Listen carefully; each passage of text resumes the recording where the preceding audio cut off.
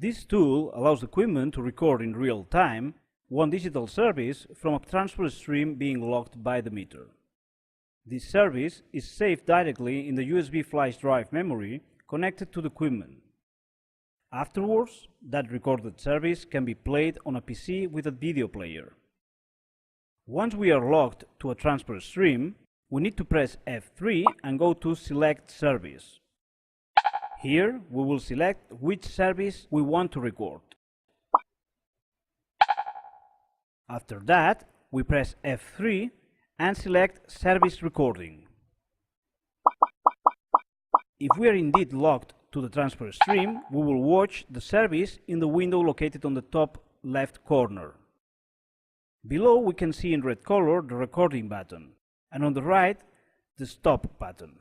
In order to record a service, we need to have plugged a pendrive to the meter using the mini USB cable delivered along with the HD-Ranger meters.